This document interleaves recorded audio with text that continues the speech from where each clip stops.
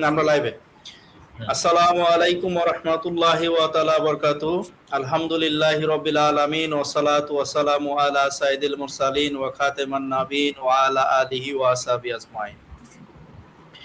আমাদের খাজানাতপুরি সুফিবাদ গবেষণা কেন্দ্রের স্টুডিওতে যে যেখান থেকে আমাদেরকে দেখতেছেন শুনতেছেন সকলের প্রতি সশ্রদ্ধ সালাম এবং মোবারকবাদ। আসসালামু আলাইকুম ওয়া রাহমাতুল্লাহি ওয়া তাআলা বারাকাতুহু।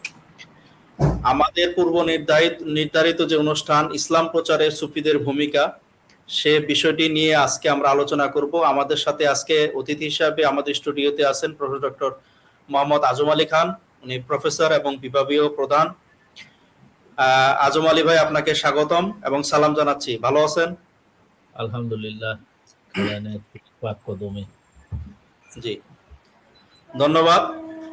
তো প্রিয় দর্শক, আপনারা জানেন ভারতীয় উপমহাদেশে কেউ যদি মুসলমান বলে দাবি করে, কারো না কারো হাতে বায়াত হয়ে মুসলমান হয়েছে, এটা ইতিহাস সাক্ষী দেয়। আমি যদি প্রফেসর রিচার্ড এম এটনের একটি বই থেকে আমি উদ্ধৃতি দেই, উনি the rise of Islam and the Bengal frontiers, উনি একটি বই প্রকাশিত করেন। উনি একজন ওরিয়েন্টালিস্ট এবং উনি এখানে বলেন যে ভারতীয় উপমহাদেশে যে সুফিদের যে ভূমিকা তিনি তুলে ধরেন, যে কিভাবে ভারতে ইসলাম প্রচার হয়েছে। তো এটি নিয়ে বিস্তারিত তার বইতে আলোচনা আছে। তো আমরা বিশেষ করে যদি ভারতীয় উপমহাদেশের দিকে তাকাই, বিশেষ করে খাজা মান চিশতি রহমাতুল্লাহ, মুজাদ্দিদ আলফিসানি আল ফারুক রহমাতুল্লাহ, হযরত শাহজালাল শাহপরান, কেরামত আলী জৌনপুরি, আহমদুল্লাহ মাইজভান্ডারী, খাজা খানজাহান আলী, খান বাহাদুর হাসানুল্লাহ, খাজা এনায়েতপুরি রহমাতুল্লাহ, খাজা এনায়েতপুরি নেসবতে 1200 খানকা, বিশেষ করে আক্রোশী, চন্দ্রপাড়া, প্রাডেসপাড়া, চরনারিনা, শম্ভুগঞ্জ, মুসলিমনগর, ভারতের আসামের গনি খলিফা থেকে শুরু করে অজস্র, ফুলতলি, সারসিনা, ফুরফুরা থেকে শুরু করে অজস্র খানকা দরবার যেটি ভারতীয় উপমহাদেশে ইসলাম প্রচারে ভূমিকা রেখেছেন, তার মধ্যে খাজা এনায়েতপুরি রহমাতুল্লাহ উনি হচ্ছে অন্যতম। তো আজকের যে আমাদের যে মূল আলোচনা, ইসলাম প্রচারে সুফিদের ভূমিকা, আমি আর কথা না বাড়িয়ে আমাদের যে অতিথি প্রফেসর ডক্টর আজম আলী ভাই, আপনার কাছে জানতে চাইবো সুফি যে প্রচার, এটা আসলে প্রধান মাধ্যমটা কি বা কিভাবে প্রচারিত হইল ভারত উপমহাদেশে? বিসমিল্লাহির রহমানির রহিম। এই যে এই একটি প্রশ্ন কিভাবে প্রচারিত হলো, এইটাকে হলো যদি আমরা একটু অ্যানালাইজ করি, তাই আমাদেরকে একটু পিছনে যেতে হবে। সুফিজমের জন্ম যেখানে, সেটা হচ্ছে যে হেরা গুহা। রাসূল ইসলামই হলেন সর্বশ্রেষ্ঠ সুফি। রাসূল ইসলামের তিরোধানের পরে সাহাবায়ে কেরামরা এখানে আমাদের এই উপমহাদেশে আসছে বা আসেনি, এটা নিয়ে বেশ কিছু হলো বিতর্ক আছে। যাই হোক, আমি সুফিদের আগমন সংক্রান্ত যে বিষয়গুলো, এটা একটু বলতে হবে। সেটা হচ্ছে যে আমাদের উপমহাদেশে সুফিরা আসে হলো সুফিদের আগমনের যে ধারাটা, এই সুফিজমটা মূলত হলো রাইজ করে হলো আরব, বোখারা, সমরথন এবং উত্তর ভারত হয়ে বাংলাদেশে আসে।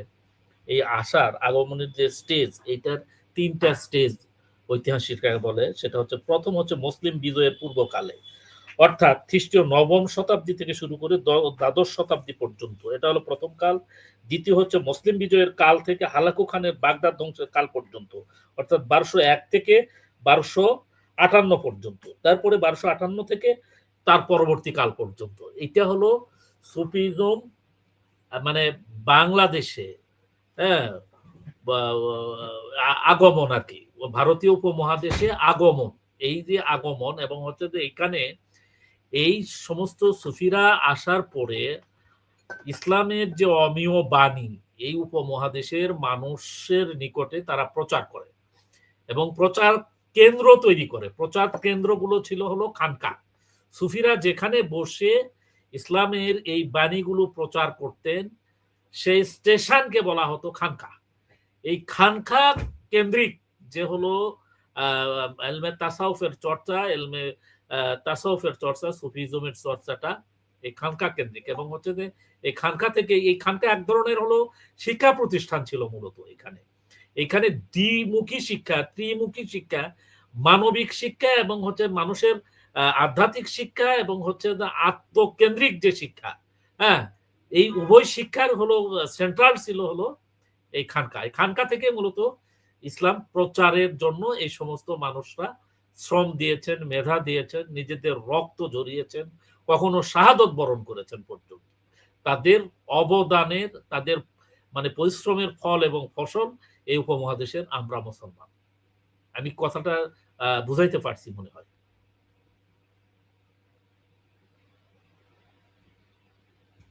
শোনা যাচ্ছে না? জালালের জি, শোনা আপনাকে যাচ্ছে? অসংখ্য ধন্যবাদ জনাব আজব আলী খান। আমরা যে বিষয়টি জানতে পারলাম যে আসলে সুফি প্রধান প্রচারের যে মাধ্যম সেটা হচ্ছে প্রধানত খানকা। এরপরও আপনার কাছে একটি বিষয় জানতে চাই, সেটি হচ্ছে আমরা জানি যে ইসলাম যে প্রচারের যে বিষয়টি কোনো কোনো সময় হয়তো যুদ্ধ হয়েছে অথবা বাণিজ্যের কারণেও হয়েছে। এখন যুদ্ধ এবং বাণিজ্যের তুলনায় সুফিবাদকে কি প্রকৃতপক্ষে প্রধান প্রচার মাধ্যম বলা যায়, নাকি এটা ইতিহাসে অতিরঞ্জিত? না, না, ইতিহাসে অতিরঞ্জিত না। ইতিহাসে বরং আমার মনে হয় যে ইতিহাসে মানে কিছু বিষয় মানে সুফিদের যে অবদান, এই অবদানগুলোকে আসলে পূর্ণাঙ্গভাবে আসে নাই। হ্যাঁ, যদি পূর্ণাঙ্গভাবে আসতো মানে আরো আসা উচিত ছিল। আমি একজন মানে ক্ষুদ্র মানুষ হিসাবে আমি মনে করি যে এই উপমহাদেশের মানুষরা মুসলমান হইছেই মূলত সুফিদের হাতে। সুফির হাতে বায়াত গ্রহণ না করে এই উপমহাদেশে কোনো মানুষ মুসলমান হয় নাই। এবং এই বায়াতের যে সিস্টেমটা ছিল সেটা হচ্ছে তো মানে এইটা হলো যে ওই যে মানে একজন সুফি তার খানকাতে শুধু শুধু খানকা কেন্দ্রিক, তারা খানকাতেই বসে থাকেননি, তারা এটার হলো তাবলিগ করেছেন। এটা তারা প্রচার করার জন্য নিজের খানকা থেকে বাইরে গিয়ে এবং হচ্ছে যে যেখানে যতটুকুন মানে মানুষের দোরগোড়ায় পৌঁছায় তারা হচ্ছে ইসলামের দাওয়াতটা দিয়েছেন। নিজেদেরকে সেইখানে হলো যেভাবে নিজেদেরকে প্রেজেন্ট করলে মানুষ এইটাকে রিসিভ করবে ঠিক সেভাবে নিজেদেরকে উপস্থাপন করে ইসলামের এই বাণীটা আমাদের এই উপমহাদেশের মানুষের ভিতরে প্রচার করেছেন। এবং আমাদের এই উপমহাদেশের আমি যে হিস্টোরিক্যাল যে মানে একটা ব্যাকগ্রাউন্ড পড়লাম, এই ব্যাকগ্রাউন্ডের পূর্বে আমাদের এই উপমহাদেশের ম্যাক্সিমাম মানুষই ছিল হলো হিন্দু এবং বৌদ্ধ ধর্মের অনুসারী, সনাতন এবং বৌদ্ধ ধর্মের অনুসারী। এই মানুষগুলো যে হলো বোধ এবং বুদ্ধি, সেটা ছিল হলো পৌত্তিলিকতা এবং হচ্ছে যে আজকে আমরা যেটাকে শিরক বলি। এই যে পৌত্তিলিকতা এবং হচ্ছে এইখান থেকে বের করে নিয়ে আসার জন্য তারা যে কার্যক্রমগুলো গ্রহণ করেছিলেন, তাদের কাছাকাছি যেমন হচ্ছে যে সুফিজমের ভিতরে যে মোরাকাবা, হিন্দুদের যে ধ্যান, হ্যাঁ, ঠিক এইরকম আর কি তসবি মানে এই অনেক বিষয় আছে যেগুলোর সাথে মোটামুটি হচ্ছে যে এই উপমহাদেশের মানুষ যেটা মানে একদিকে করতো, বাম সাইডে করতো, সেটাকে ড্যান সাইডে মুভ করানো। অর্থাৎ একটা ছিল হলো শিরকিয়াতের যে উপাসনা, সেটাকে মুভ করে হ্যাঁ এক আল্লাহর দিকের উপাসনাটাকে ঘুরিয়ে দিয়েছেন হলো সুফি সাধক। এই সুফি সাধকদের অবদান আসলে এটা কখনোই হলো বলে শেষ করা যাবে না। আল্লাহর কাছে লাখো কোটি শুকরিয়া, এই সমস্ত মানুষরা এসেছিল জন্য আজকে আমরা মুসলমান। এই জন্য আমরা আজকে বলতে পারি যে এটা হলো শিরক, এটা বেদাত, এটা অমুক, এটা তমুক। এখানে মাদ্রাসা তো উদ্ভব কয়েকদিন আগে, কতদিন আগে, খুব বেশি দিন। যাই হোক, এভাবেই হলো। ধন্যবাদ জনাব আজব আলী খান। আপনার কাছে আরো জানতে চাচ্ছি, তো সুফিরা ভারতীয় উপমহাদেশে আসলেন, তারা আমরা জানি খাজা মঈন চিশতি রহমাতুল্লাহ তিনিও যুদ্ধ করছেন, অলৌকিক কারামত প্রকাশ করছেন। তার মুজাদ্দেদ আলফেসানি আল ফারুকী রহমাতুল্লাহ আমাদের যে তরিকার ইমাম, তিনি জানেন আকবরের যে দিনে ইলাহির বিরুদ্ধে যুদ্ধ করার পরেও কিন্তু সবাই সুফিরা তো সফল হয়েছে, অর্থাৎ বিজয় হয়েছে। বিজয়ের পর সুফিরা কি সামাজিক সংস্কারক ছিলেন নাকি শুধু ধর্মীয় প্রচারক ছিলেন আপনার মতে? না, এখন হচ্ছে যে সামাজিক মানে সংস্কার বলতে যেটা বোঝায়, রাষ্ট্র কাঠামোকে কখনো হলো মেরামতের দিকে হলো সুফি সাধকরা হলো মুভ করেন নাই। তবে এই সামাজিকতা এবং হচ্ছে রাষ্ট্রীয় কাঠামোতে হলো তাদের একটা প্রভাব ছিল। যেমন হযরত মুজাদ্দেদ আল-হুসাইনি রহমতুল্লাহ আলাইহির সময় সম্রাট আকবর যখন হলো দ্বীন এলাহি প্রতিষ্ঠা করলেন, উনি এটার এগেনস্টে দাঁড়িয়ে একমাত্র মানুষ, একজন সুফি সাধক, একজন ফকির ফাকার মানুষ, এ মানুষটি একজন সম্রাটের এগেনস্টে দাঁড়িয়ে গেলেন যে না, তোমাদের এইটা হলো ভুল, এইটা মানে এটা মানা যাবে না। তারা আসলেন, শুধু দিনকে হলো সেই সময়ে একদম সমাজ সংস্কারের বিষয়টা পরে আসছে আগে হলো দিনটাকে সেটেল করার জন্য তারা পরিশ্রম করেছিলেন। এবং এই দিন মানে সেটেল করার জন্য তারা যে আত্মশুদ্ধির দিকে আগে হলো মননটাকে নিবেশ করেছিলেন, মনোনিবেশন করেছিলেন, যে আত্মশুদ্ধি যখন একজন মানুষ লাভ করবে, তার আলোকে সমাজ আলোকিত হবে, তার আলোকে পরিবার আলোকিত হবে, তার আলোকে মানে পরিবেশ আলোকিত হবে, তার আলোকে দেশ আলোকিত হবে, জাতি আলোকিত হবে। এই থিম এবং থট সুফিদের মধ্যে ছিল। সুফিরা কখনো কর্মবিমুখ ছিলেন না, অদৃষ্টবাদী ছিলেন না, এরা ছিলেন কর্মবাদী। অদৃষ্টবাদী নয়, কর্মবাদী। কর্মের মাধ্যমে অদৃষ্টটাকে হলো মানে অ্যাচিভ করা, এই পথ এবং পদ্ধতি সুফিরা শিখিয়েছে। সুতরাং জি সমাজ বিনির্মাণে তাদের প্রভাব ছিল। ডিরেক্ট সংস্কার করার যে কার্যক্রম সেটা অনেক পরে এসছে।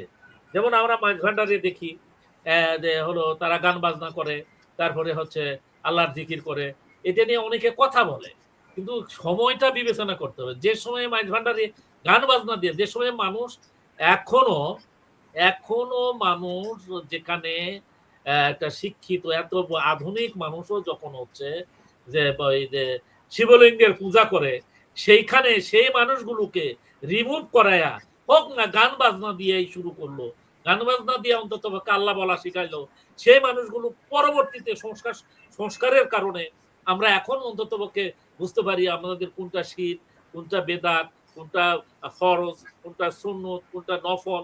এই জিনিসগুলো তো পরে আসছে।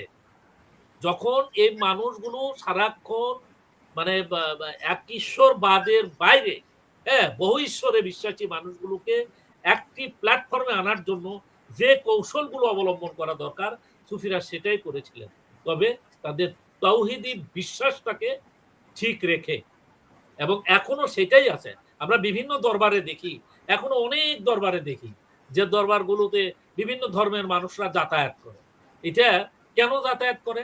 যাতায়াত করার কারণটা কি? যাতায়াত করার অনেকগুলো কারণ আছে। তারা এই একটি হলো লাইটের সংস্পর্শে আসে। লাইটটা কি? লাইট হচ্ছে যে এলমে তাসাউফ চর্চার ফলে এই সমস্ত সুফিদের নিকটে আল্লাহর জাতি নূরের তাজাল্লিতে তারা তাজাল্লিয়াত প্রাপ্ত হয়ে তাদের ভিতরে একটা ঐশী শক্তি গ্রহ করে, এবং এই ঐশী শক্তির কারণে এই ঐশী শক্তিটাকে গ্রহ করার ফলে তারা তাদের কাছে মানুষরা পঙ্গপালের মতো ছুটে আসে। তাদের কথার ভিতরে নূর তৈরি হয়, তাদের আচরণের মধ্যে ঐশ্বরিক আচরণগুলো তাদের ভিতরে আসে, তারা আল্লাহর রঙে রঞ্জিত হয়।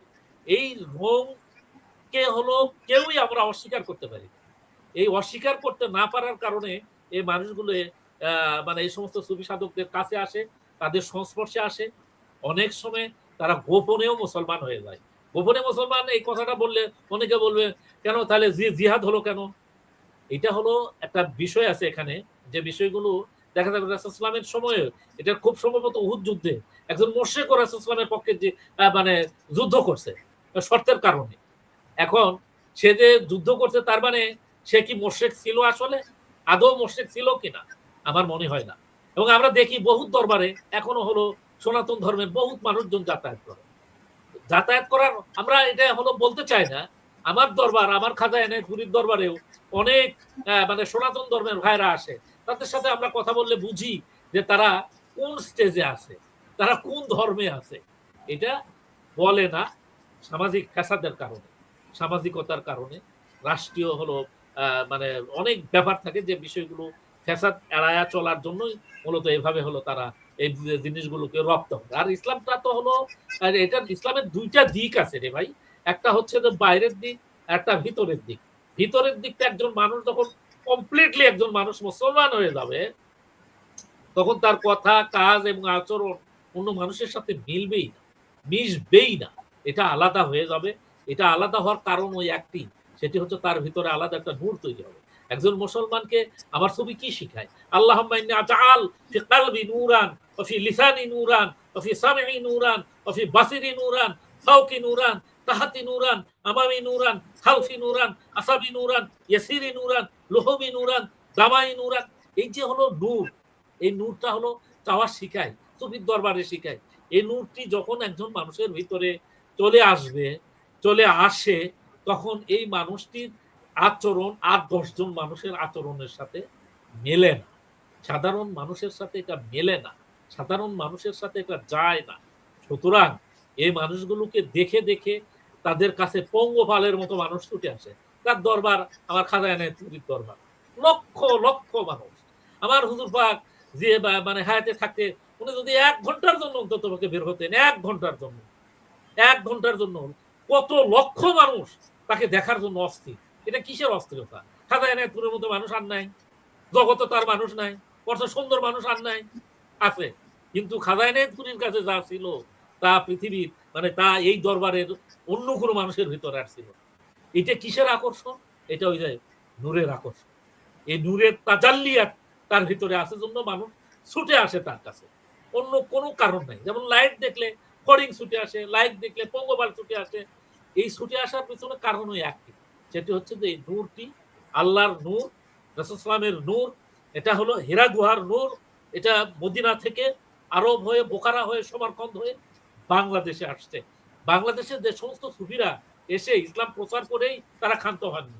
এই দেশের নতুন কিছু কিছু সুফির জন্ম দিয়েছেন তারা, যে আমরা তো চলে যাচ্ছি, তারা তাদের উত্তরসূরিকে রেখে গেছে, যার নজির হলো আমরা খাজা এনায়েতুল্লাহর মধ্যে দেখি।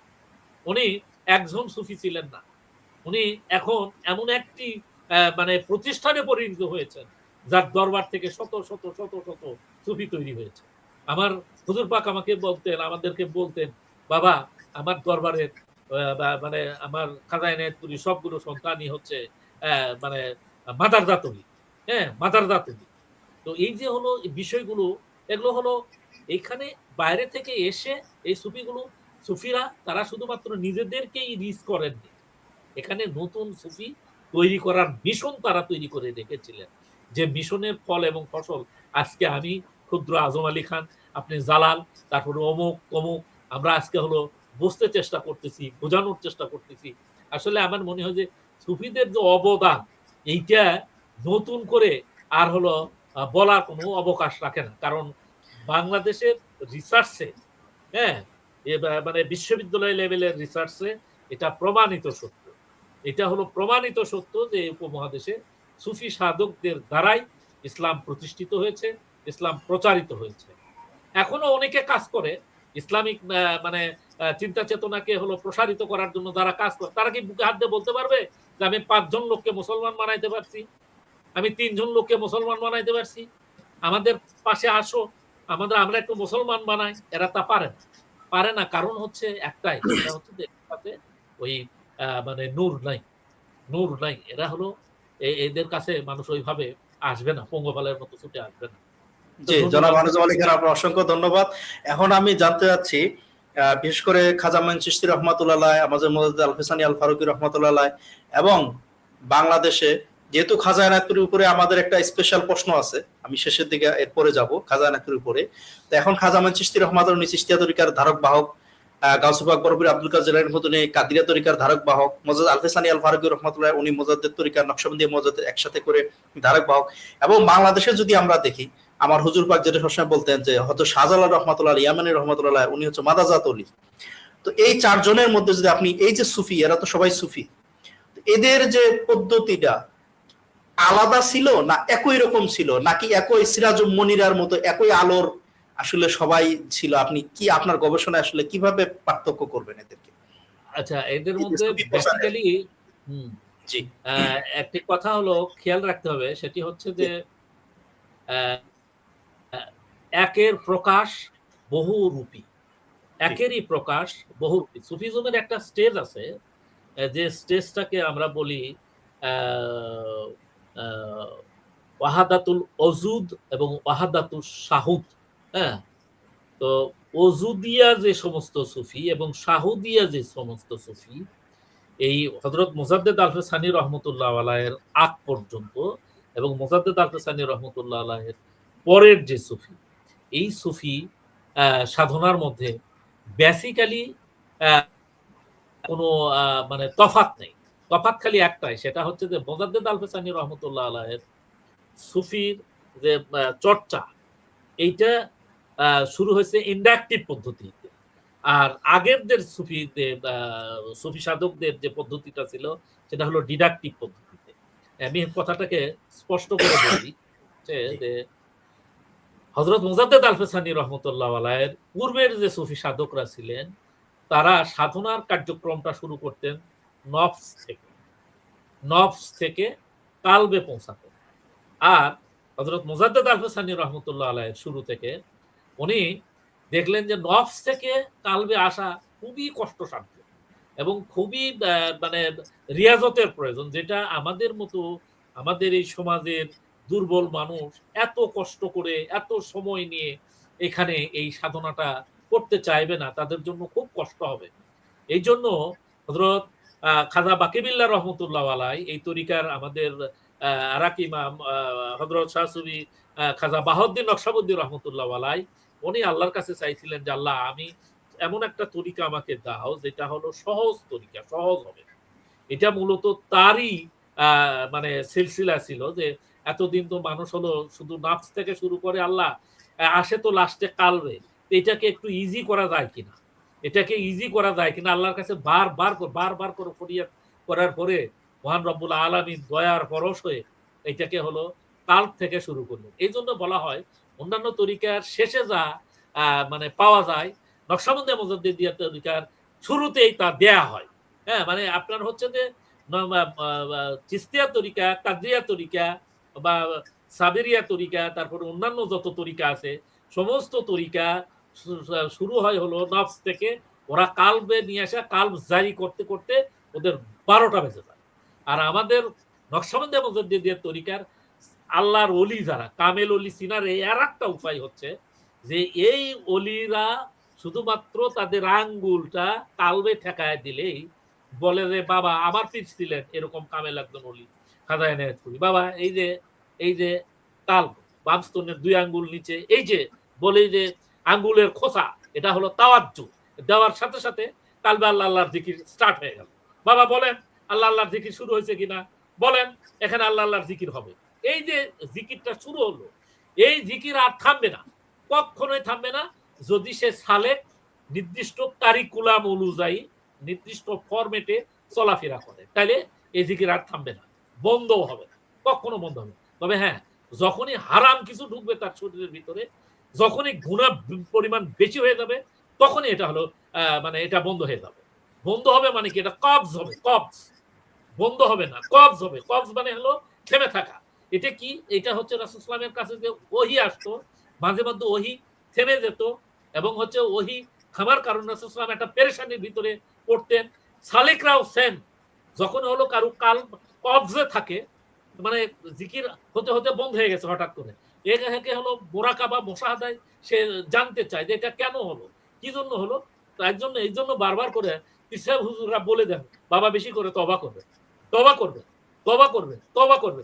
এই যে হলো একটা হারাম জিনিস ঢোকার পর পরই জিকির বন্ধ হয়ে যাবে, যাবেই। এবং হচ্ছে যে এটা আবার তওবা করলে আল্লাহ এটাকে ফিরায় দেন এবং হচ্ছে এমন ভাবে দেন আরো বেশি করে দেন। হ্যাঁ, দেখা যাচ্ছে কালবের সবকে কাবজ হয়েছে, এবার একবারে রুহু সহ আবার জারি হয়ে গেছে। হ্যাঁ, 2 মাস বা 3 মাস পরে এটা রুহু সহ জারি হয়ে গেছে। এরকম ভাবে এই যে হলো শুরু তাদের, যেখান থেকে আমরা হলো তারা শেষ করত আর আমরা সেখান থেকে শুরু করি, এই হলো তফাৎ। পদ্ধতিটা ভিন্নতর কিন্তু কাজ একই। এটা হলো সহজ, ওটা হলো কঠিন। একটি পদ্ধতি ইন্ডাকটিভ আর একটি পদ্ধতি হচ্ছে ডিডাকটিভ। একটি নিচে থেকে উপরের দিকে যাওয়া আর একটা হচ্ছে উপর থেকে নিচের দিকে আসা। মানে আমি এই কথাটা মনে হয় বুঝাইতে পারছি আর। জি জি, ধন্যবাদ। আমরা এখন হচ্ছে বিশেষ করে খাজা এনায়েতপুরী আমাদের মহান মুর্শিদ কেবলা জান তার সম্বন্ধে একটু জানতে, বিশেষ করে আমাদের এক জাকের ভাই উনি এটা প্রশ্ন করেছেন আমাদের লাইভে, উনি বলছেন আমাদের হুজুর পাক সম্বন্ধে আরো সে বিস্তারিত জানতে চায় খাজা এনায়েতপুরী রহমতুল্লাহ সম্পর্কে। তো আমরা আপনার কাছে এখন যেটা জানতে যাচ্ছি, আসলে খাজা এনায়েতপুরী রহমতুল্লাহ তিনি নকশবন্দিয়া মুজাদ্দিদের তরিকার সাথে কাদরিয়া চিশতিয়া তিনি একসাথে মিলন ঘটিয়ে তিনি তার নিজের নামে এনায়েতপুরী তরিকা নামে প্রচার করেন। তো এই যে নতুন ধারা তৈরি করেছেন, না না না, এটা ভুয়া কথা এবং এটা ভুল কথা। আমি আসতেছি, আমার প্রশ্নটা আগে করি জনাব আজম আলী খান। সেটা হচ্ছে আমরা যদি অনলাইনে বিভিন্ন মাধ্যমে বিভিন্ন গবেষণা দেখি, আর্টিকেল দেখি, সেখানে ইভেন হচ্ছে আমরা এনসাইক্লোপিডিয়াতেও যদি দেখি, সেখানে খাজা এনায়েতপুরী রহমতুল্লাহ নকশবন্দিয়া মুজাদ্দিদিয়ার সাথে কাদরিয়া এবং চিশতিয়ার যে সমন্বয় ঘটিয়ে এনায়তপুরী তরিকা নামে নতুন ধারা তৈরি করেছিলেন। এই প্রচলিত 4টি তরিকার সাথে আসলে খাজা এনায়তপুরীর যে মৌলিক এনায়তপুরী যে তরিকা, এটা আসলে মৌলিক কোনো পার্থক্য আছে কিনা, এবং তাতে কি খাজা এনায়তপুরী রহমতুল্লাহকে মুজাদ্দেদ বলা যায় কিনা, অনেকে এটা প্রশ্ন করেন। এখন আপনি খাজা এনায়তপুরীর উপরে এমফিল এবং পিএইচডি করছেন, আপনি এই বিষয় নিয়ে একটু বিস্তারিত বলবেন। আমি বলি প্রথমে, জি, খাজা এনায়েতপুরী 14 শতকের মুজাদ্দেদ, এতে সন্দেহের কোনো কারণ নেই। এটা শেষ। 2 নম্বর কথা হচ্ছে যে এনায়েতপুরী তরিকা, এটা আমরা বলি এনায়েতপুরী তরিকা, আমি একজন গবেষক হিসাবে বলি, আপনি একজন সালেক হিসাবে বলতে পারেন। হ্যাঁ, আমি এটা নিয়ে আমার হুজুর পাকে জিজ্ঞেস করছিলাম যে হুজুর পাক, এই তরিকাটার নাম আমি এনায়েতপুরী তরিকা হিসাবে লিখবো কিনা। উনি বললেন যে না বাবা, এটা করবেন না। স্পষ্ট আমাকে বলছেন যে না, এটা করবেন না। নকশবন্দিয়া মুজাদ্দেদিয়া তরিকা সহ নকশবন্দিয়া মুজাদ্দেদিয়া, চিস্তিয়া, কাদরিয়া, এই 4 তরিকার সালিক, 4 তরিকার মালিক, 4 তরিকার পীর ছিলেন খাজা এনায়েতপুরী।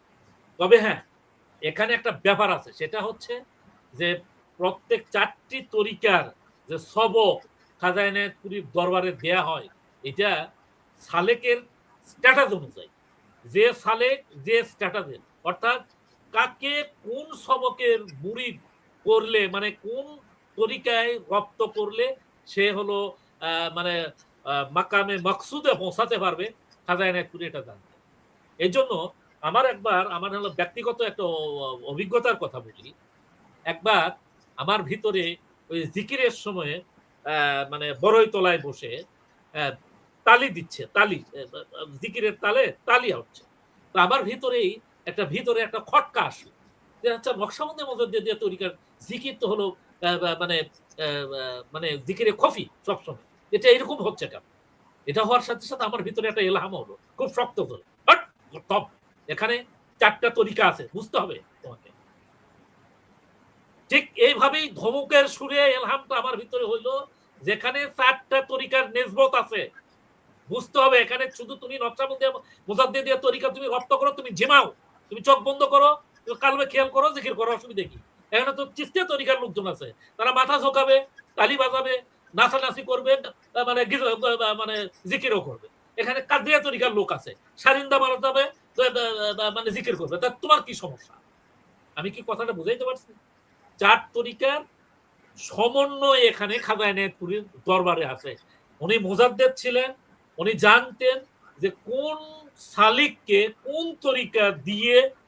তরিকা দিয়ে তাকে হলো কিভাবে হলো মাকামে মাকসুদে পৌঁছানো যাবে।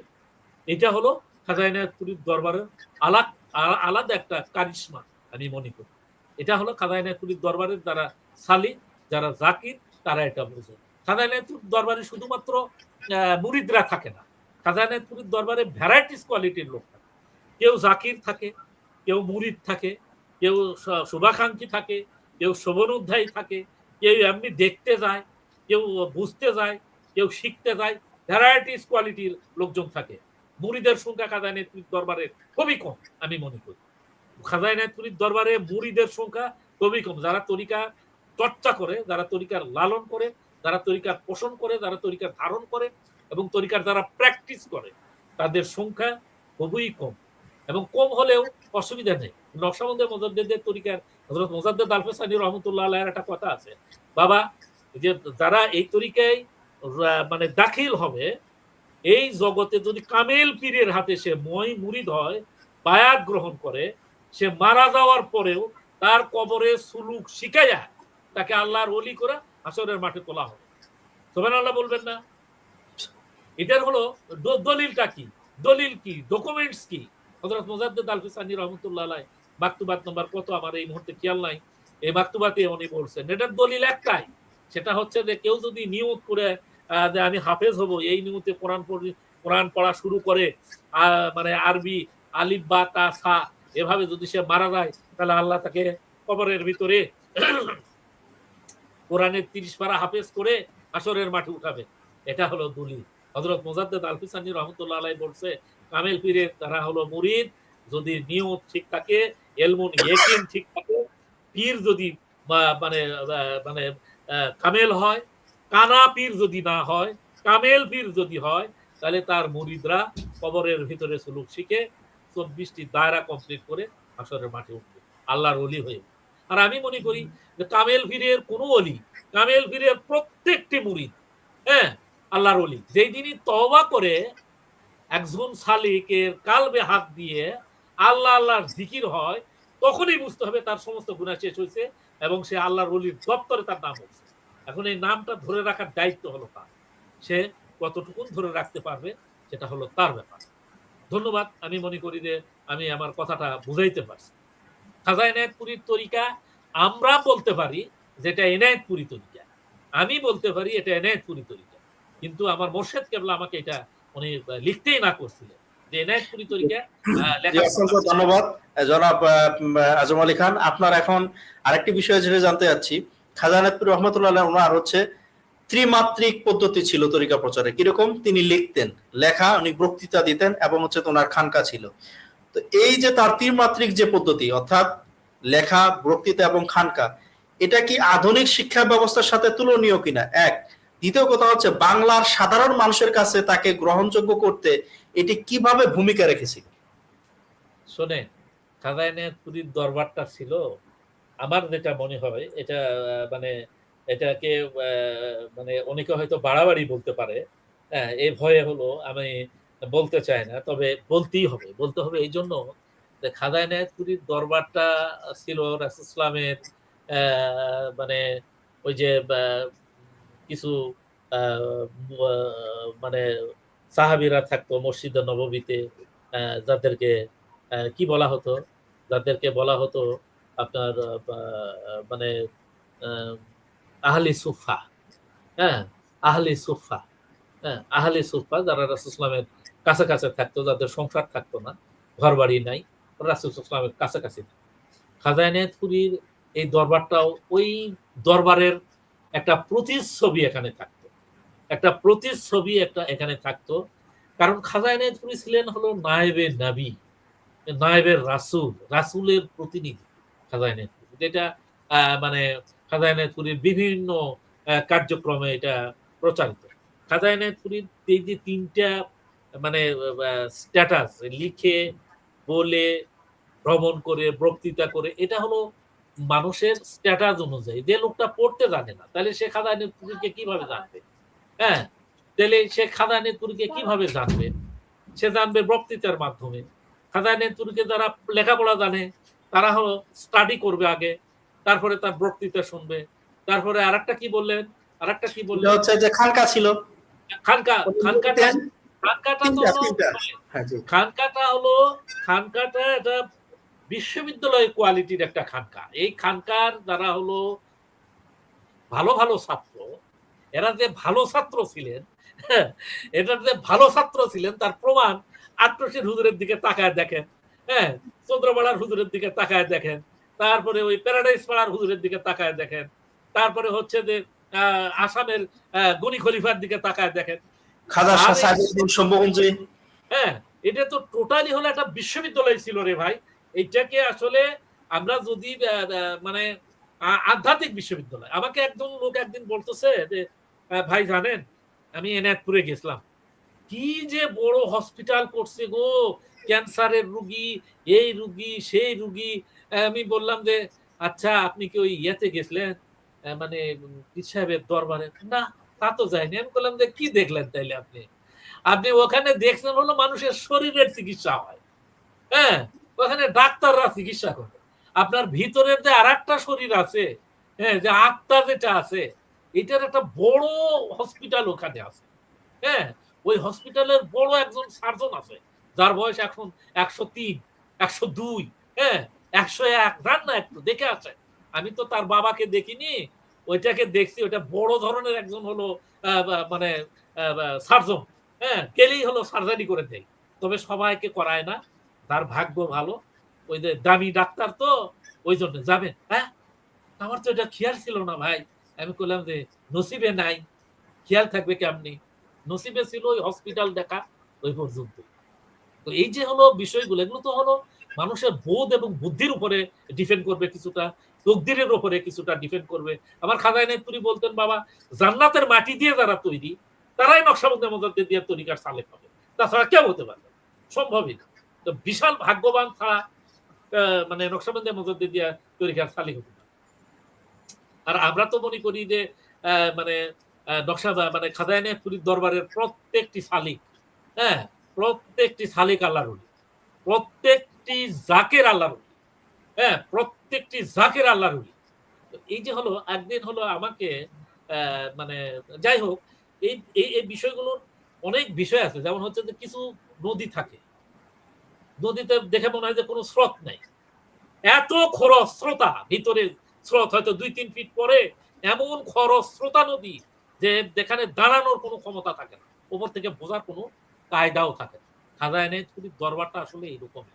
এই দরবারে হলো বোঝা খুবই কঠিন, এই দরবারের হলো সালেক্টেড চিনাও খুব খুবই বিপজ্জনক। কে কিভাবে কোন প্রক্রিয়ায় মানে এখানে আল্লাহর ওলি হচ্ছে এটা বলা এবং বোঝা দুটোই মুশকিল। এই দরবার থেকে কেউ কখনো বিমুখ হয়নি এবং হবেও না। আজকেও এই দরবারের যে কারামতি, এটা হলো অকল্পনীয়, এটা বলে শেষ করা যাবে না। এই যে তিনটি যে হলো স্ট্যাটাস আপনি বললেন, এই তিনটি স্ট্যাটাস 3 শ্রেণীর মানুষের জন্য। এখানে মানে যারা অশিক্ষিত, যারা লেখাপড়া জানে না, তাদের একটা ব্যবস্থা। তারপরে যারা শিক্ষিত, যাদের হলো দীর্ঘ সময় ধরে কথা বলা, কথা শোনার ব্যবস্থা নাই, তারা বই পুস্তক পড়বে। তারপরে খানকায় আসবে, এখানে দেখবে, সৌহার্দ্য তৈরি হবে, মানবিকতা তৈরি হবে, ভ্রাতৃত্ববোধ তৈরি হবে, আরেকজনের প্রতি শ্রদ্ধাবোধ, ভালোবাসা বোধ তৈরি হবে। সে একটা আতঙ্কে থাকবে। হুজুর পাক বারবার করে বলতেন, বাবা আপনি জানেন না যে আপনার সে কাকে হুজুর পাক বেশি ভালোবাসেন। এটা কি? এটা হলো ওই মহান রব্বুল আলামিনের দরবারের মতোই, যে আল্লাহ কাকে বেশি ভালোবাসে, আমি কাকে আহত করব, কে কষ্ট পাবে, এই বোধ এবং বুদ্ধি, এই ভীতি আমার ভিতরে যেন তৈরি হয়। এই প্র্যাকটিসটাই হলো খাজা এনায়েতপুরীর ওই খানকাদের দেওয়া হবে। আমি কি কথাটা ক্লিয়ার করতে পারছি? প্রথম কথা হচ্ছে যে হলো শিক্ষিত লোকদের জন্য বই পুস্তক, যারা হলো লেখাপড়া জানে না তাদের জন্য বক্তৃতা, এবং হচ্ছে যে লেখাপড়া জানা এবং হচ্ছে লেখাপড়া না জানা এই মানুষগুলোর ভিতরে খোদাভীতি তৈরি করার যে হলো পথ এবং পদ্ধতি, সেটা হলো খানকার প্র্যাকটিক্যাল একটা ল্যাব হলো খাজা এনায়েতপুরীর দরবারের। এই হলো খানকা। খানকা হলো ল্যাবরেটরি, এবং এগুলো হলো প্র্যাকটিক্যাল করার জায়গা হলো এই হলো খানকা। যে আমাকে হুজুর পাক বেশি ভালোবাসে না জালালকে হুজুর পাক বেশি ভালোবাসে, এটা আমার যেমন জানার কায়দা নাই, হ্যাঁ, এই ভয়টা আমার ভিতরে থাকবে যে জালালকে বোধহয় বেশি ভালোবাসে, হ্যাঁ, জালাল ভয় পাবে যে না আমার তো মনে হয় আমার আজম ভাইকে বেশি ভালোবাসে খাজা হুজুর। এই প্র্যাকটিসটা কিসে? এই প্র্যাকটিসটা খোদাই প্র্যাকটিস। প্রত্যেকটি মানুষ জানবে না যে হলো কে আল্লাহর নিকটবর্তী, কে আল্লাহর সবচেয়ে প্রিয় বান্দা। এই ভীতিটা হলো সালেকের ভিতরে তৈরি করার একটা প্র্যাকটিক্যাল কেন্দ্র হলো খাজা এনায়েতপুরীর খানকা। ধন্যবাদ আপনাকে। হ্যাঁ, ধন্যবাদ। প্রিয় দর্শক, আপনারা আমাদের মূল্যবান কথা, বিশেষ করে আমাদের অতিথি প্রফেসর ডক্টর আজম আলী ভাই ওনার কাছ থেকে শুনছেন। আরো আনন্দিত হবেন যে খাজা এনায়েতপুরী রহমাতুল্লাহ কে নিয়ে তার যে জীবনী, তার উপরে কানাডার 2জন প্রফেসর অলরেডি তারা পিএইচডি করেছেন এবং গবেষণা করেছেন। আমাদের একমাত্র উদাহরণ এখানে প্রফেসর আজম আলী ভাই, উনিও হচ্ছে পিএইচডি করেছেন। এছাড়া আরো 2জন পিএইচডি করেছেন। বাংলাদেশে বিভিন্ন জায়গায় গবেষণা হচ্ছে। এবং আরো আনন্দিত হবেন, কানাডা টরন্টো বিশ্ববিদ্যালয় সেখানে 3টি বই ক্যাটালগে আছে, যেটি প্রফেসর গোলাম দস্তগীর স্যারের হাত দিয়েই এটা তৈরি। এবং আমাদের তৃতীয় সাজ্জাদউদ্দিন হুজুর পাক খাজা কামালউদ্দিন নহমিয়া রহমাতুল্লাহ, উনি বারবারই দরবার বিভিন্ন উরুস পাকে বলতেন যে গোলাম দস্তগীর সারা পৃথিবীতে খাজা এনায়েত তরিকা প্রচার এবং প্রসার করতেছেন। এবং ক্যাথলিক ইউনিভার্সিটিতেও তার নামে বই আছে। আরো আনন্দিত হবেন, অক্সফোর্ড যে লাইব্রেরি আছে, সে অক্সফোর্ড লাইব্রেরিতে খাজা এনায়েতপুরীর উপরে বিবলিওগ্রাফি আছে। স্প্রিঞ্জার নেচার, যারা একাডেমিয়াতে পড়াশোনা করেন, বিশেষ করে আজম আলী ভাইয়ের মতো যারা প্রফেসর, তারা জানেন স্প্রিঞ্জার নেচার কি বড় ধরনের জার্নাল, সেখানেও কিন্তু খাজা এনায়েতপুরীর উপরে বই আছে। এবং তিনি যেটা বললেন যে খাজা এনায়েতপুরীর উপরে মানে দক্ষিণ এশিয়ার সর্ববৃহৎ মেডিকেল কলেজ, হাসপাতাল, বিশ্ববিদ্যালয়, যেখানে যমুনা নদের এর চেয়ে বড় কারিশমা, এর চেয়ে বড় অলৌকিক কারামত আপনি আর কি চান সারা দুনিয়ার মধ্যে। তো আমরা এভাবে শুনতে থাকলে আমাদের হয়তো সময় শেষ হয়ে যাবে, তারপর আমাদের আলোচনা শেষ হবে না। এই জন্য প্রিয় দর্শক, আমি এখন এই মুহূর্তে যে বিষয়টি জানতে চাচ্ছি আমাদের প্রিয় অতিথির কাছে, সেটি হচ্ছে, আপনি জানেন যে হিন্দু ধর্মে, বিশেষ করে ওই সময়টাতে যখন সুফিরা প্রথম ভারত মহাদেশে আসলেন, আপনি বললেন যে হিন্দু ধর্ম বৌদ্ধ ছিল, বিশেষ করে হিন্দুদের ক্ষেত্রে খুব একটা বর্ণ প্রথা ছিল, অর্থাৎ তারা ব্রাহ্মণ, ক্ষত্রিয়, বৈশ্য, শূদ্র বিভিন্ন বর্ণ প্রথার মাধ্যমে এবং রক্ষণশীল একটা সমাজ ছিল যেখানে সুফিরা আসছে। সুফিরা কখনো সরাসরি তাকে জবরদস্তি করে নাই বা ছুরি দিয়ে যুদ্ধ করছে, বিষয়টা এরকমও না, ইসলাম এভাবে প্রচার হয় নাই।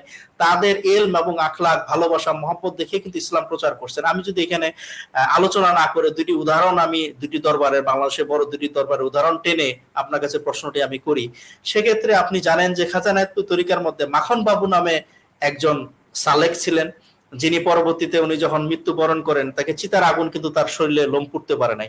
এবং আমি বাংলাদেশে আরেকটি বড় দরবার, বিশেষ করে সৈয়দ আহমদুল্লাহ মাইজবানী রহমতুল্লাহ, অর্থাৎ মাইজবান্নার দরবারে আপনি যে গানের কথা বলতেছিলেন, রমেশ শীল নামে কিন্তু একজন হিন্দু ছিল। হ্যাঁ, গোলামুর রহমান মাইজবানী রহমতুল্লাহ, উনি কিন্তু তরিকাদার বলল, রমেশ তুমি লেখো, তোমার গান শুনতে পারবে, তুমি লেখো। উনি কোনো বায়াত হোসেন মুসলমান আছে, কিন্তু রমেশ শীলের মতো একটা হিন্দু লোকও কিন্তু মাইজবান্নার দরবারে কিন্তু প্রধান গীতিকার। অর্থাৎ এরকম অজস্র উদাহরণ আছে যে ওই সময়টাতে বর্ণ প্রথার কারণে যখন হিন্দুরা রক্ষণশীল সমাজের কাছে মানে জিম্মি ছিল, বন্দী ছিল, সেই ক্ষেত্রে আপনি যদি একটু বিস্তারিত বলেন সুফিরা কিভাবে ইসলাম প্রচার করলেন, মানুষের মন জয় করলেন। জি জনাব আজম আলী খান। এটা একটা মানে জটিল প্রশ্ন। জটিল প্রশ্ন এই জন্য যে আমরা একটা জিনিস জানি, আমাদের সময়ে মানে আমার দরবারের কথাই বলি। আমার হুজুর পাকের দরবারে একজন সনাতন ধর্মের আমাদের এক ভাই আসতেন, ওর নাম হলো বিপ্লব। হ্যাঁ, আমি হলো একবার হলো চেয়ারম্যান ইলেকশন করছিল, তো আমি চেয়ারম্যান বিপ্লব বলতাম।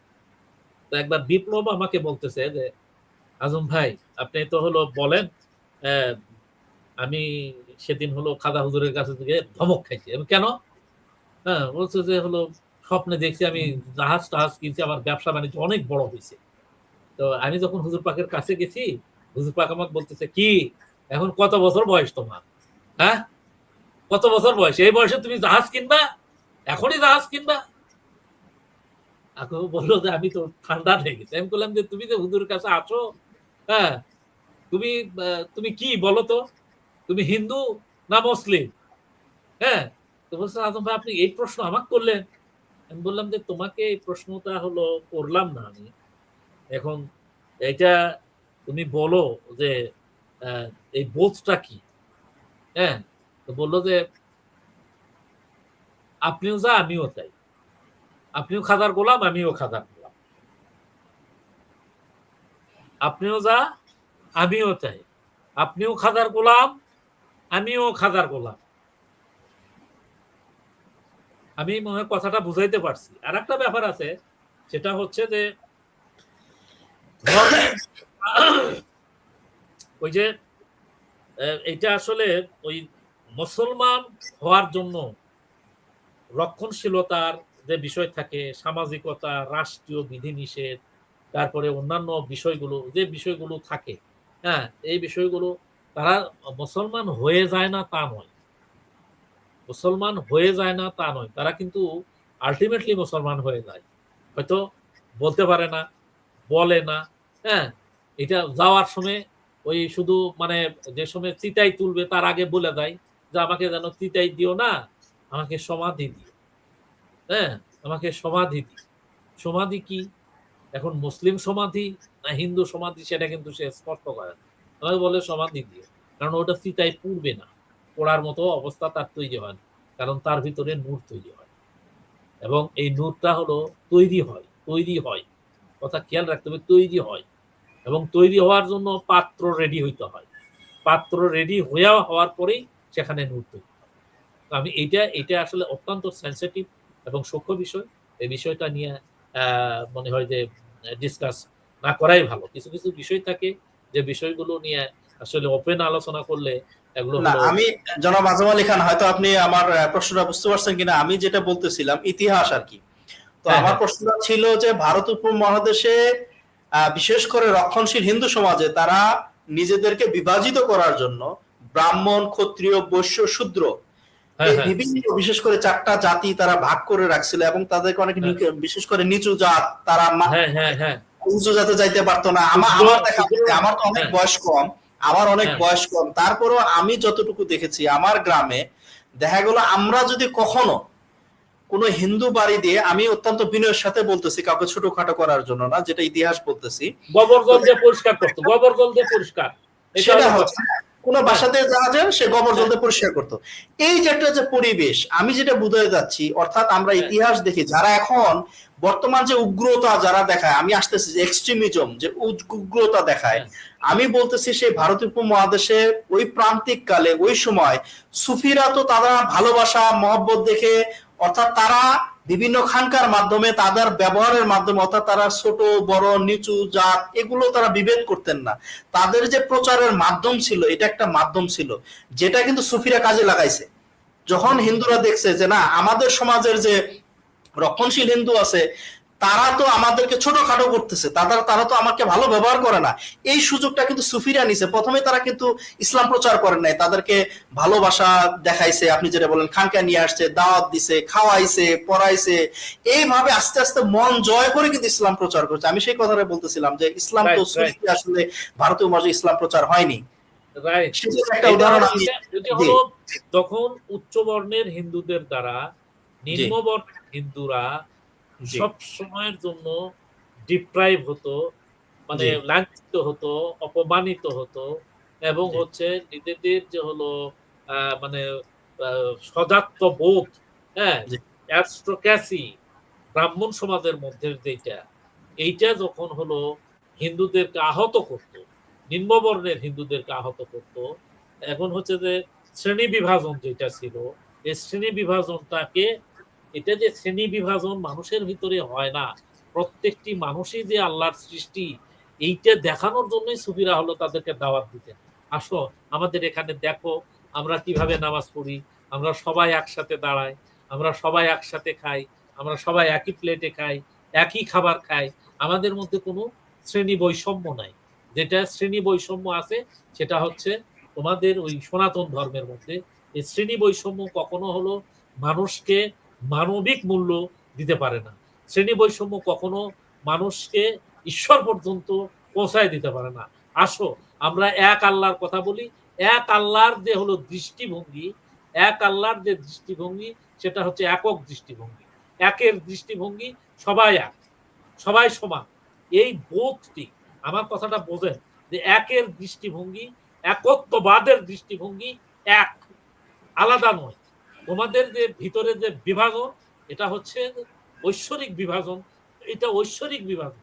এই বিভাজনটা হলো কোনো একক ঈশ্বরের নয়।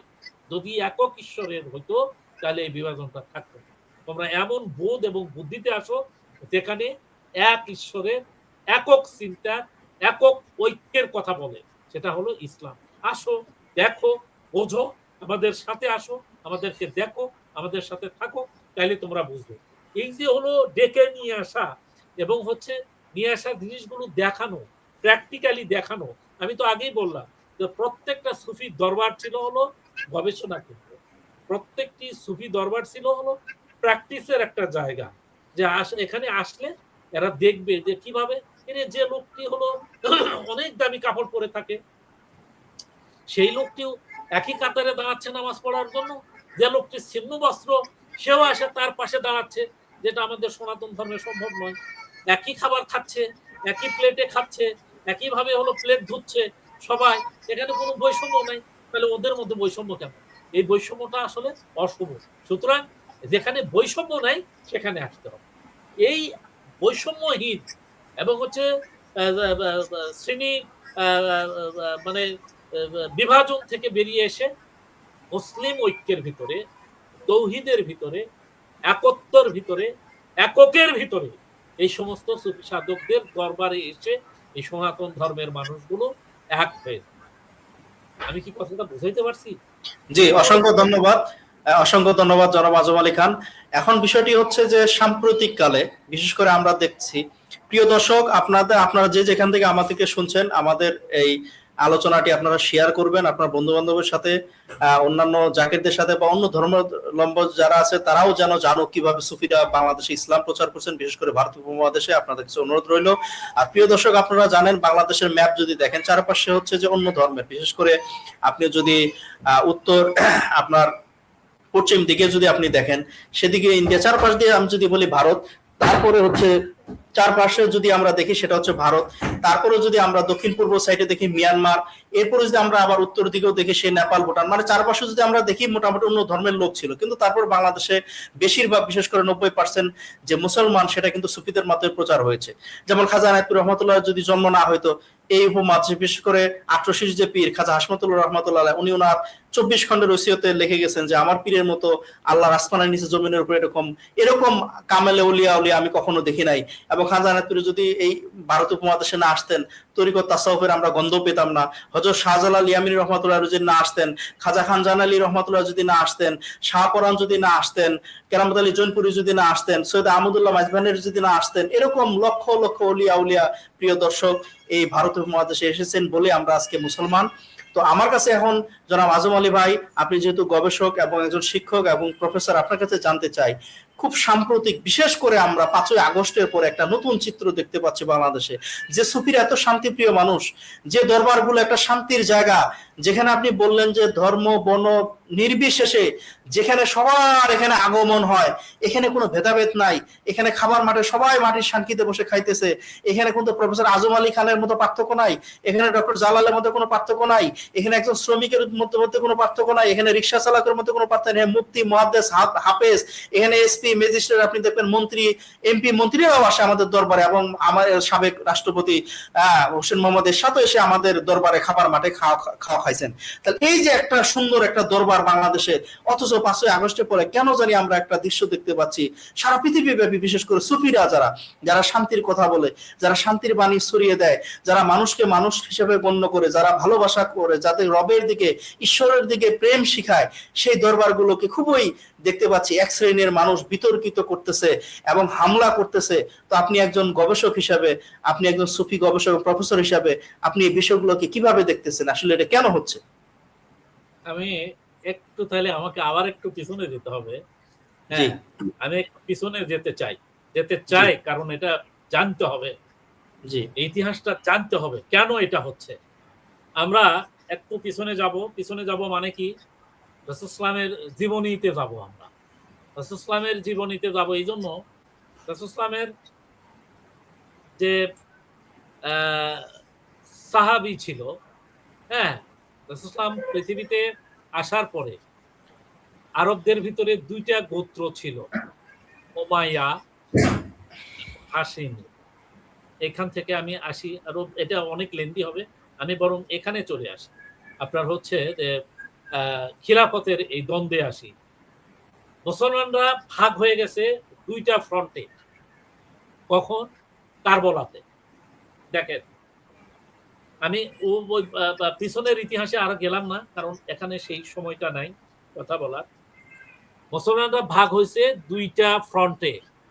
একটা হলো এজিদের অনুসারী, এরা মুসলমান হিসাবে দাবি করে, মুসলমান না মুনাফিক এটা হলো আমরা বুঝি, এটা আমরা বুঝি তারা মুসলমান আর মুনাফিক। রাসূল সাল্লাল্লাহু আলাইহি ওয়াসাল্লাম বললেন যে আমি আমার তিরোধানের পরে জগতে আমি 2টা জিনিস রেখে গেলাম, তোমরা এই দুটোকে শক্ত করে ধরবে, তাইলে তোমরা মুক্তি পাবে। এবং আবার বললেন, এটা হলো ওই তিরমিজি শরীফের আরেকটা হাদিস, যে আমি জগতে 2টো জিনিস রেখে গেলাম, হ্যাঁ, শক্ত করে তোমরা ধরবে, তাহলে তোমরা মুক্তি পাবে। হ্যাঁ, সেটা কি কি? একটি হলো কালামুল্লাহ, আর একটি হচ্ছে আমার আহলি বায়াত, ইতরাতি, আমার আহলি বায়াত। হ্যাঁ, এবং হচ্ছে যে এই হাদিসটি অনেকে বলে যে আমি জগতে 2টা জিনিস রেখে গেলাম, কি কি? বলতেছে হলো কালামুল্লাহ, আর একটা হলো কি সুন্নাতি রাসূলুল্লাহ। এই কথাটার মধ্যেই একটা হলো শয়তানি কথা লুকায় আছে, স্পষ্ট শয়তানি কথা। সুন্নাতি রাসূলুল্লাহ, রাসূল সাল্লাল্লাহু আলাইহি ওয়াসাল্লাম জীবনে এই কথা কি বলছেন? কোথাও বলছেন?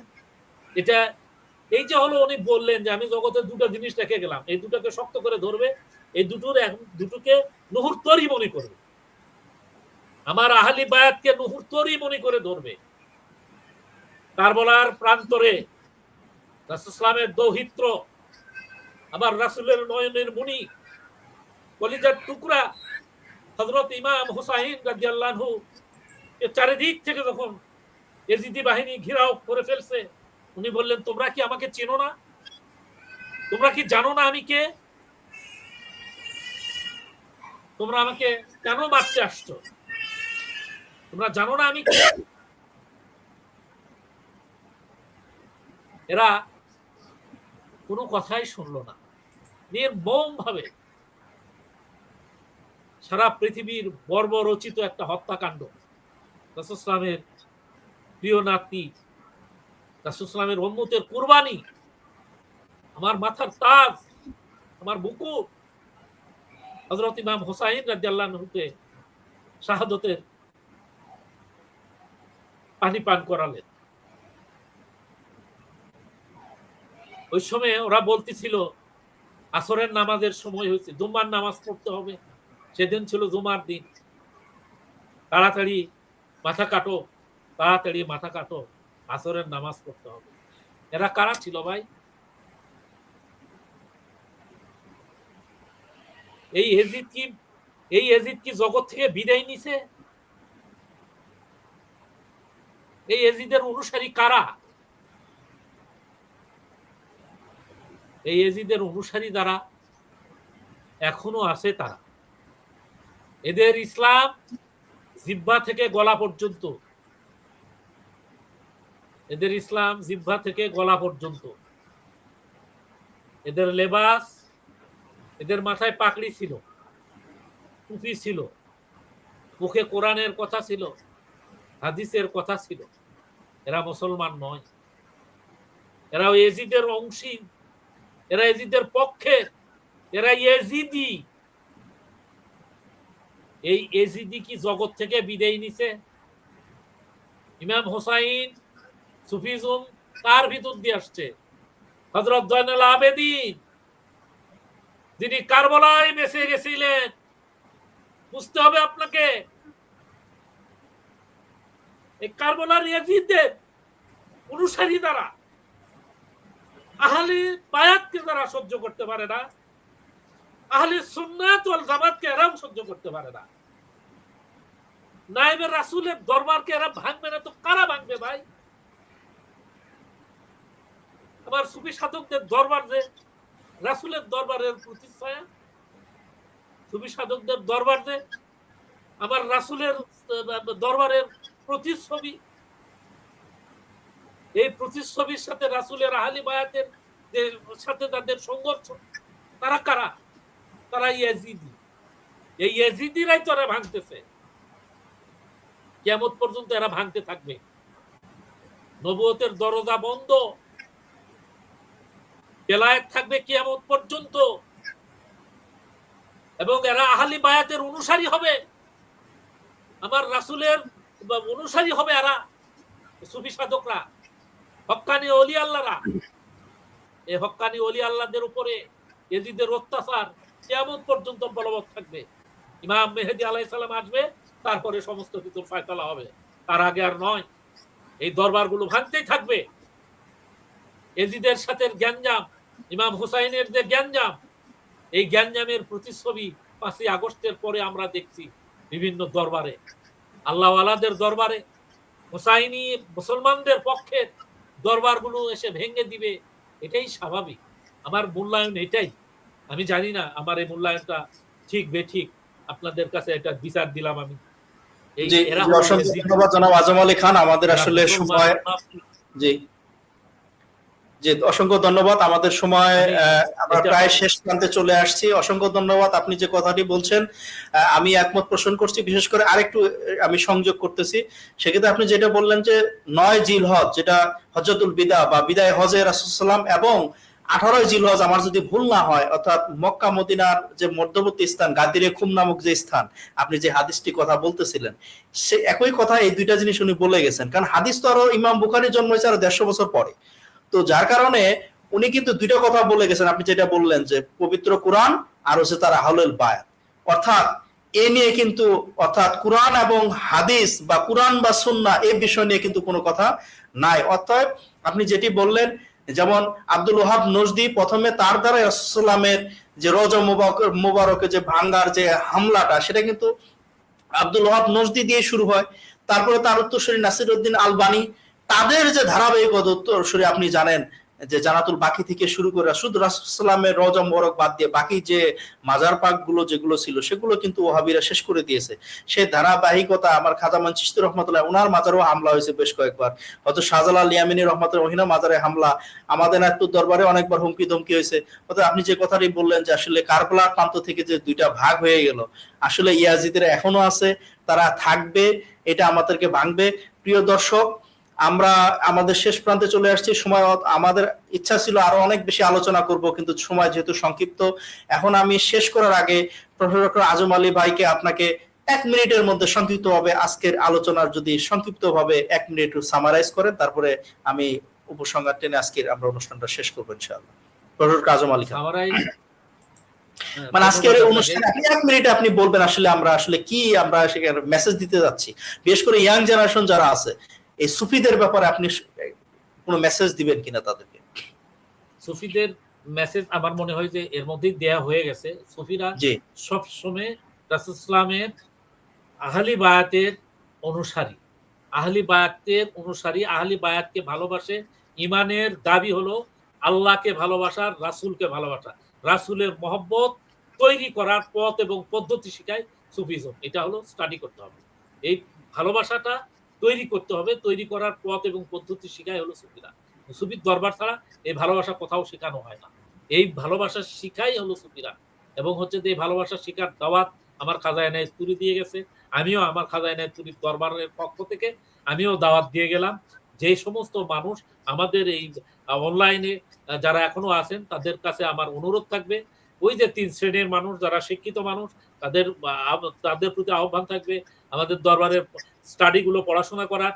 আর যারা হলো দেখতে চান আসেন আমাদের দরবারে, এবং যারা হলো মানে প্র্যাকটিক্যালি বুঝতে চান, কথা শুনতে চান, যারা শুনতে চান বুঝতে চান দরবারে আসবেন। আমার একটা অনুরোধ, এই দরবার সম্পর্কে, এই দরবারে কি করা হয় আপনারা আসবেন, দেখবেন, বুঝবেন। তারপরে শুধুমাত্র আমার দরবার না, আপনার নসিবে যে দরবারের গোলামি করা লেখা আছে সেই দরবার থেকে হক্কানি পীর দেখে মুরিদ হবেন, আত্মশুদ্ধির মাধ্যমে নিজেকে সমৃদ্ধ করে কবরে ঢুকবেন এবং আল্লাহ আল্লাহ কাল জিন্দা করে নিয়ে কবরে ঢুকবেন। তাহলে আমার মুর্শিদ কবলার কথা অনুযায়ী আবাদুল আবাদ আপনার কবরে রহমতের বাড়ি বর্ষণ হবে। এই কথা বলি আমি আমার বক্তব্য এখানেই শেষ করলাম। আসসালামু আলাইকুম। আসসালাম, অসংখ্য ধন্যবাদ। ওয়ালাইকুম সালাম। প্রিয় দর্শক, আপনারা যে যেখান থেকে আমাদের আজকের অনুষ্ঠানটি শুনছিলেন, আপনাদেরকে অসংখ্য ধন্যবাদ এবং কৃতজ্ঞতা জ্ঞাপন করছি। প্রফেসর আজম আলী ভাইয়ের মতো আমিও বলতেছি, আমাদের যে হক দরবার গুলো আছে, শুধু খাজা এনায়েত পীর রহমাতুল্লাহ দরবার না, আরো অন্যান্য দরবার যারা আহলে সুন্নাত ওয়াল জামাতের মধ্যে আছেন, যারা আহলে সুন্নাত ওয়াল জামাতের অনুসারী, বিশেষ করে যারা আহলুল বায়াতকে আপনারা ভালোবাসেন, মহব্বত করেন, খাজা এনায়েত পীরকে মহব্বত করেন, আমাদের দরবারগুলো আমারও একই আকুল আবেদন। বিশেষ করে যারা নতুন প্রজন্ম আমাদের দরবারে আসেন, দেখেন আমরা আসলে কি করি, আমাদের কি আসলে কি শেখানো হয়, কি বোঝানো হয়, আপনারাও আসেন, দেখেন, বুঝবেন।